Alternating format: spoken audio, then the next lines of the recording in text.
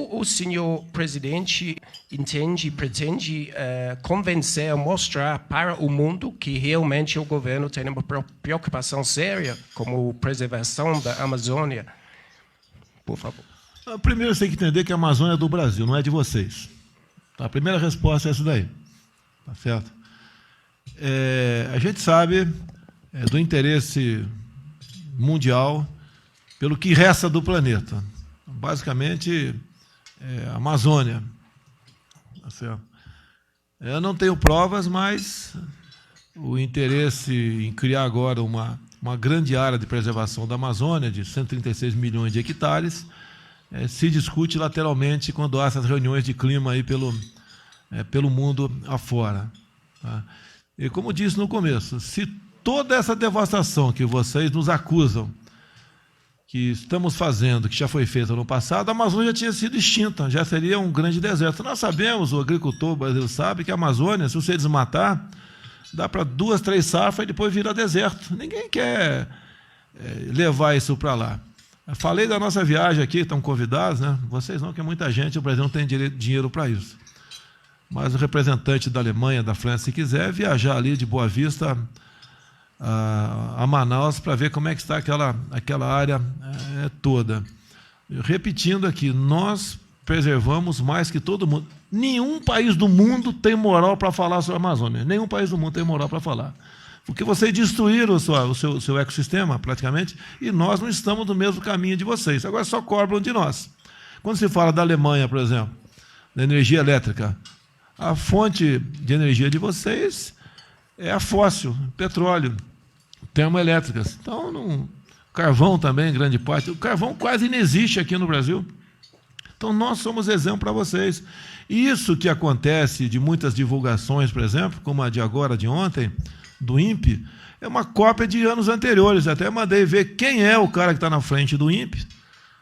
Ele vai ter que vir se explicar aqui em Brasília esses dados aí que passaram para a imprensa do mundo todo, que, pelo nosso sentimento, não condiz com a verdade. Até parece que ele está a serviço de alguma ONG, que é muito comum. Eu até perguntei para vocês, né, por que tanta ONG na Amazônia, já que estão tão preocupados com o meio ambiente, com o ser humano, e zero na região do semiárido-nordestino?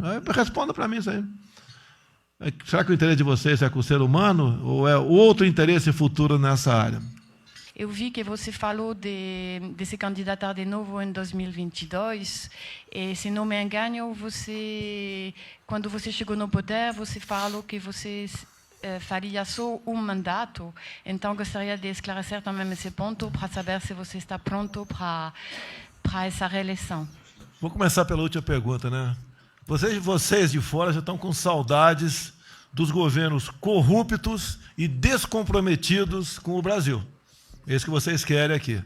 Porque se fosse um outro presidente, lá tivesse tido em Osaka, já teriam mais 50 reservas indígenas demarcadas esse ano de forma subserviente.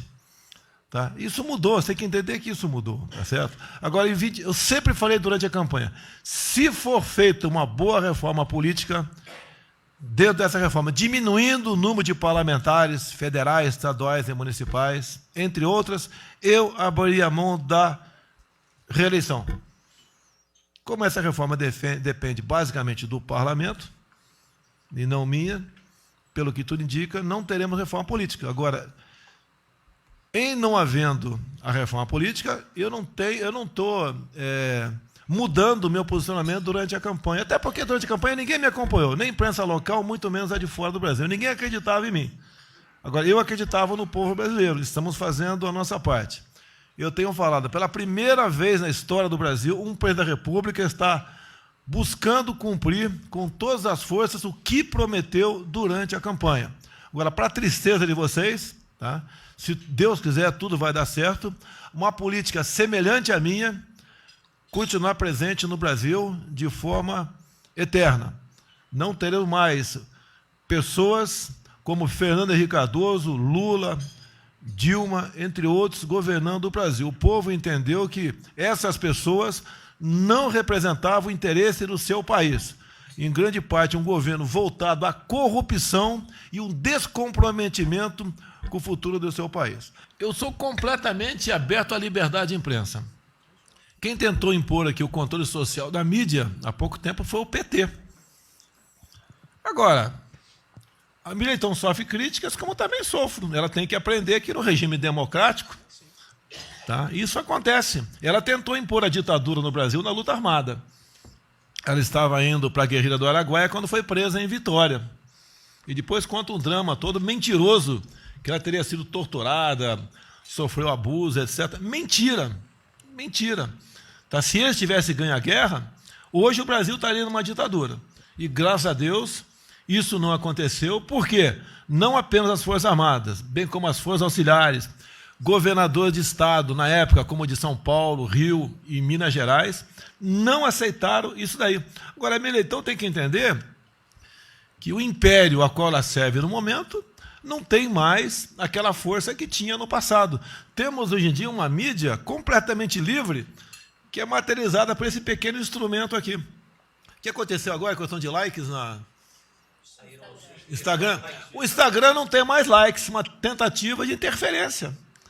Tá? Esse sim é uma censura. Eu acho que quem está criticando aqui a questão da Mira Leitão poderia dar uma força aqui à democracia, à liberdade de imprensa, no tocante aos likes do Instagram. Tá certo? Ninguém mais do que eu sou atacado pelas mídias sociais aqui, e a mídia tradicional também. Logicamente, não fico triste, mas em nenhum momento eu apresentei qualquer decreto para que haja um mínimo de controle sobre essas mídias sociais. Por mim, vão continuar completamente livres. Pode fazer meme à vontade, me criticando, mentindo. Da minha parte, não tem problema. Até porque o povo, cada vez mais, está entendendo, né? E está conseguindo filtrar o que é verdade e o que é fake news. Então, estamos à disposição não só do Japão, um país que eu adoro, um povo maravilhoso. Eu nunca vi um japonês pedindo esmola no Brasil. Esse é o recado que eu dou para todos aqui no Brasil, todos, sem exceção, tá certo? Eu orgulho de vocês, da maneira como vocês se empenham, se dedicam, são patriotas e são unidos, e têm a sua fé. Tá? E assim vocês conseguem os seus objetivos. Comparando o Brasil com o Japão, o Brasil é uma potência em recursos minerais, em áreas agricultáveis, em região para o turismo. Tá? E vocês são a terceira economia do mundo, e nós aqui somos a oitava pelos commodities apenas.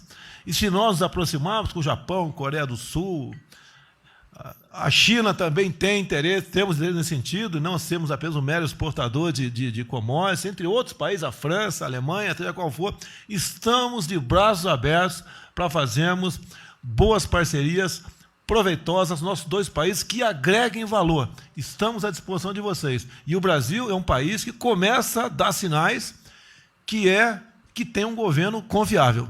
Agora, adotou-se no Brasil, de governo Fernando Henrique para cá, PSDB, e depois o PT, que distribuição de riqueza é criar bolsas. É o país das bolsas. Tá? E o que faz tirar o homem da miséria, ou a mulher, é o conhecimento. A educação aqui no Brasil, nos últimos 30 anos, nunca esteve tão ruim. As provas do PISA bem demonstram isso daí. Esses políticos que criticam a questão da fome do Brasil, no meu entender, tem que se preocupar, estudar um pouco mais as consequências disso daí. Eu estive em Israel. Lá, a precipitação pluviométrica é menor que o semiárido nordestino. Com tecnologia, eles conseguem não só garantir a sua segurança alimentar, como exportar parte para a Europa. Falar que se passa fome no Brasil é um discurso populista tentando ganhar simpatia popular, nada mais além disso. O que nós temos que fazer, nós do Poder Executivo e o Legislativo, que em grande parte um depende do outro, é facilitar a vida do empreendedor, de quem quer produzir.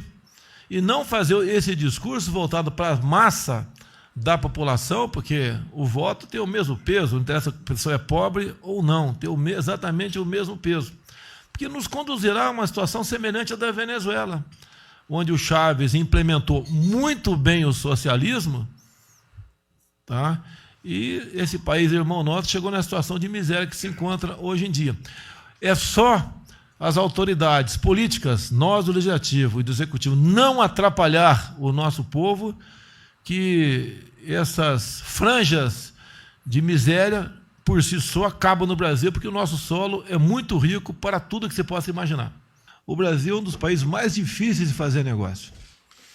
Então, a reforma da Previdência é um primeiro passo para dar uma sinalização que nós queremos recuperar a nossa confiança e dizermos que estamos preocupados com o déficit nosso. Esse é o primeiro passo. O passo seguinte, por que não apresentamos ainda? Porque o próprio parlamento reage se nós mandarmos mais uma proposta para lá. Eu entendo que poderíamos também estar discutindo uma reforma tributária, tá? Mas o parlamento acha o contrário. E eu tenho que me manter bastante cauteloso para não mandar 2, 3 propostas e não aprovar nenhuma. Por isso a demora. Agora, paralelamente a isso, né? Nós estamos fazendo a nossa parte aqui, desburocratizando, como, por exemplo, a medida da liberdade econômica. Era muito difícil você abrir um pequeno negócio no Brasil, até um cabeleireiro, até vergonha de falar, tá certo? É muito difícil, dada a burocracia. Resolvemos esse assunto. No governo anterior, Michel Temer, ele fez uma pequena reforma na nossa CLT, que se não tivesse feito, estaria pior economicamente o Brasil ainda.